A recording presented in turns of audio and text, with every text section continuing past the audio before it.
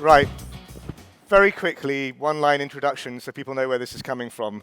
Thanks. I'm Serhii, CEO and founder of Vermeer. We do it only for drones, and we just raised 15 million. Next one.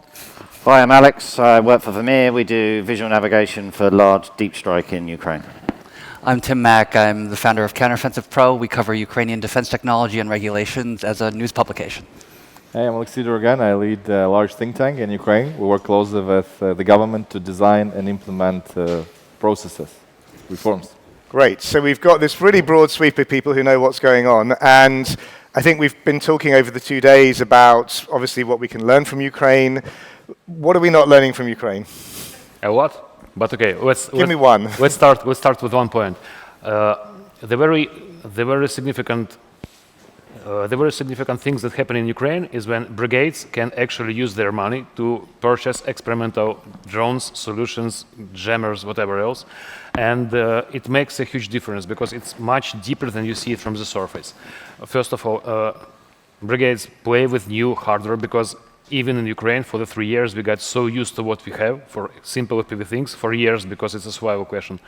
It's hard for us to adapt and to play with new things. And the second, startups got the real revenue and the real responsibility because when it's investors' money, there is no one who will call you. But when it's real delivery, there will somehow your shit doesn't work, like gear up and come show up and fix it. And that speeds up everything in any small team because you have to build the delivery, you have to build the responsibility, and you have to build the real business or die hard but fast.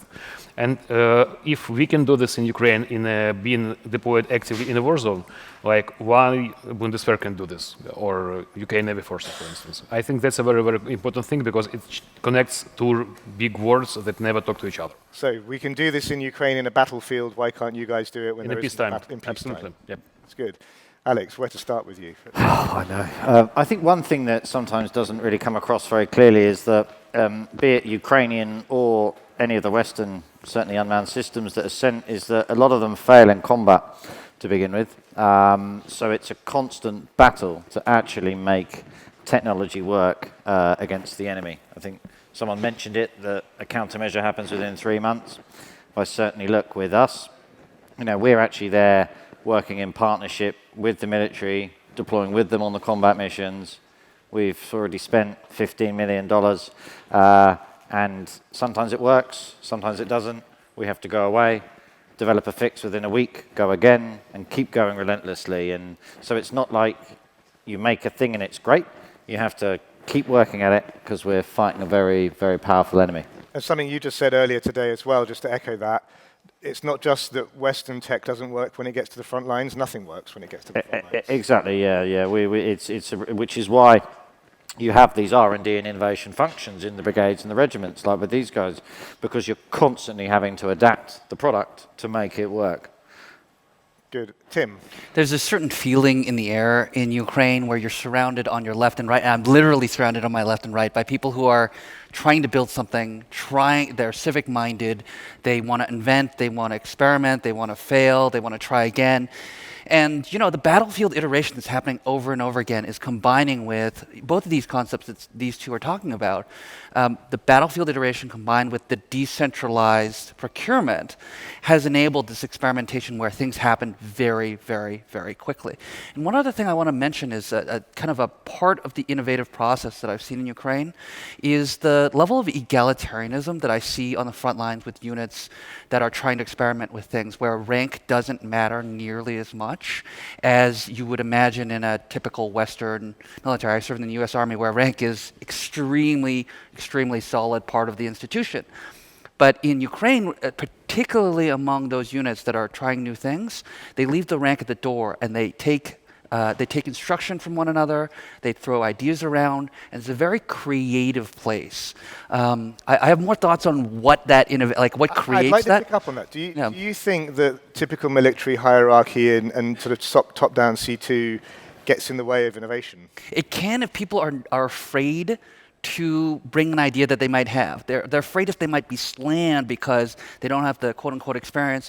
So many of the people who are building things in Ukraine 4 years ago, prior to the full-scale invasion, weren't in the defense industry at all. And so when it comes to seniority, when it comes to, I have a decade's worth of experience in the defense industry in Ukraine, those people don't really exist, and so that is also that has also created less of an importance on hierarchy and more of an importance on who can be creative, who can create interesting ideas. Point. I just want to follow up because I've just realized that I know barely 5% of ranks of all the people we work with out of the 47 different armed forces. I have a theory actually. Every single time that you show up in the United States, you need to perform a demo in front of 2-star general. What? I actually have a theory about why Ukrainian innovation has been so quick, and maybe I'll present it on stage with the Ukrainians and our fellow Kyiv resident. I think it's a kind of historical artifact of Ukraine, that if you look at the long history of Ukrainians, particularly the story of the Zaporizhian Cossacks and the history and cultural artifacts they left behind for modern Ukraine, they're an extremely egalitarian, proto-democratic space where they had this kind of land pirate mentality that I think exists in some ways to today. Ukrainian identity is very, very much tied up in this Cossack identity, this Cossack history, and I think it's led to some really interesting innovation. I think it's one of the key reasons, actually, why Ukraine has been able to innovate so quickly in a time of war. Very interesting. Now, Oleksii, I left you till the end because of this bit. You're here for a really good specific reason, and I think it's worth just explaining a bit more. First of all, could you explain a bit more about what your NGO does and how it engages with the government? Yeah, so before the large-scale invasion, we worked with the government on digital, on economic development, business environment, like policy, but very civilian. And when the large-scale invasion came, we thought think tanks are irrelevant. So you either fight the war or you do something humanitarian. But actually, governance is important. So I'm last to talk about bureaucracy, because I think a good lesson from Ukraine is bureaucracy needs to be completely different. So as an anecdote, I remember one Pacific nation asking me, how does Ministry of Defense of Ukraine tells drone producers what to build? And the answer to that question, it doesn't need to, because they talk directly with the military, and military tells them. And they're like, what? But do you give them permission?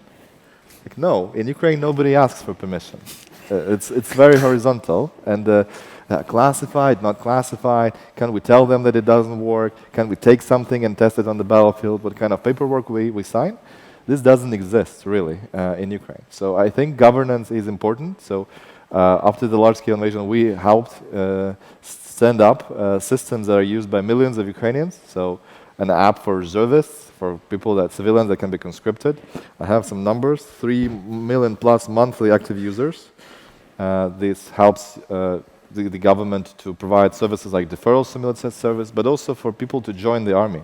Tens of thousands join the army through the app. Also other systems like that, but I won't tell you everything. What you need to know is that if your military use still paper procedures, if your civilians, when they work with the military, they use paper, you're spending way too much on paper, first. And second, you're too slow to be able to resist an invasion like that. So that needs to be changed. And there's the lessons in procurement. We've heard about the brigade pathway. There is a lot of other pathways. There is online marketplaces where you choose what you want to get, and the government pays for that. So the soldiers basically choose the kit that they want to wage the war with. Not some bureaucrats in MOD. I want this exquisite, very high-tech, done in dozens. No, these are drones made in millions, and an active marketplace with hundreds of companies and horizontal connections to choose from. So digital and deregulation are basically essential to be able to be up to speed to respond to these challenges. And if your bureaucracy is not up to speed, also in public but also in private sector, right? If you have something that's not on the battlefield, it doesn't work. You need to get it on the battlefield and test. Doesn't matter what your ego is, how high ranking you are in the company, your stuff needs to be tested on the battlefield. If it doesn't work, great. You're not fired. You're fired if it doesn't get I would say it's fired if it doesn't get tested. So that's a rescue from. And I think the key point there, and I have a background in this space as well from a former bit of my life. what you're talking about is civilian digital infrastructure, not military digital infrastructure. So to be able to buy your kit online, you need to use what is effectively a civilian digital identity that you're then using in a military context, correct? So it's all kinds of stuff. So the widely used DE application state in a smartphone, 22.9 million users. You can join the drone army through that. So it's merging somehow. So you have basically a spillover from the digital state Ukraine in civilian pre-large-scale invasion to a digital state inside the armed forces with Delta, with Army Plus, with Reserve and other systems, facilitating and making possible things that would otherwise, for instance, a faster kill chain, right? But what we've just had an announcement here that, again, the government wants to try to introduce digital identity, which has, again, had a backlash against it. When I asked one of the Ukrainians about the online marketplace, how do you know the Russians aren't buying all your kit? She said, well, because we know who Ukrainians are, because you have that underlying digital infrastructure. So I find it very interesting that, again, one of the lessons I think we're not learning, a lot of the digital innovation in defense is coming from the Ministry of Digital Transformation, not from the Ministry of Defense. Is that right? Well, historically, yes, but over the last couple of years, they both were very active in that field. And actually, people who did civilian stuff with MDT are the same people that worked at MOD or work right now at MOD. Yeah. What happens in a war? Serhii, you were going to say. Yeah, I'm just thinking about if I am a Russian and I'm buying something on the marketplace, there is the only one way to send drone from Ukraine to Russia, and we're fine with that. But additionally, the whole point about that marketplace is even deeper. I don't think it's applicable to the peacetime country, but when brigades do their job, they earn score, and you can use these points to purchase new pieces of hardware. So this natural selection, you always pick what works for you. So they get points for kills. The more kills, absolutely. The more kit you get. Absolutely. Yeah. More points, better equipment, more points, better Gamifying war. But it creates a sort of natural selection within innovation that's really effective. Absolutely. But I do think that one of the things that maybe we're not learning quick enough, certainly for how we do it in our own country, is if you take what we do, we are directly connected to the end user in the military unit. So we haven't gone out there with a UK Kindred or Hearst contract. We've just gone to Ukraine, taken a product, gone straight to the end user and said, we want to make this work in battle. And so we've taken that risk personally to make a proper combat-proven product without expecting the government to buy it in advance. And that's totally unique. There's no other full-scale war or modern war where you can go and do that. And, but we wanted to do that because we wanted to make a real product, because there's no point us procuring things if these are our adversaries that aren't going to work against them. And I still see, actually, that we're a little bit slow in our own country to, make sure that we're buying things that actually work in battle. And two, then even for the stuff we're giving to Ukraine, making sure that we're having extra money to continuously modify and innovate that product. Yeah, so even Ukraine got caught out by doing big FPV contracts where the FPVs don't work or jammers. You have to actually constantly update the products. And so you need things to be effectively open source.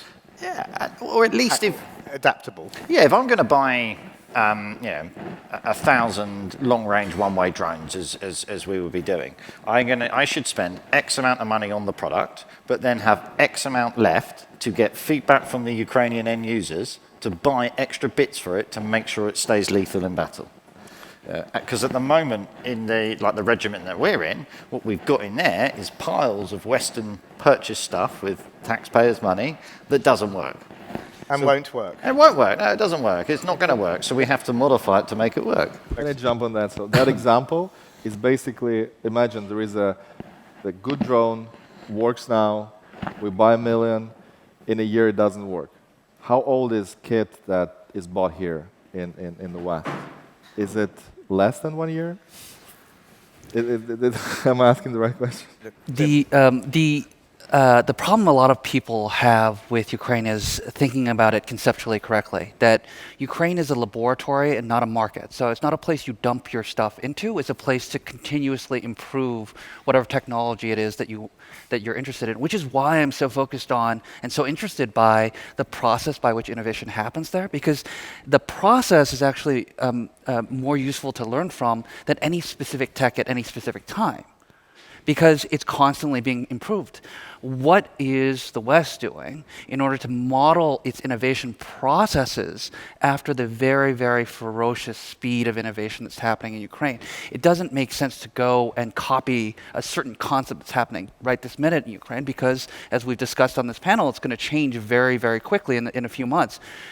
The thing that needs to be imitated is the process by which new things are created.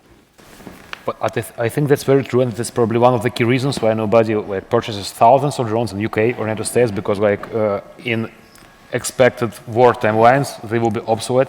But it means so if we will not be doing this in 2 years or whatever, it's not only the technology or the drones or the counter system that will be obsolete. It's the whole experience of the battle units. All the ways of planning and execution, the war by itself will be 3 years behind the schedule. And I think this is the key reason. So obviously hardware kind of will be obsolete within 3 to 6 months, or 2 years or 3 years at the moment of possible conflict.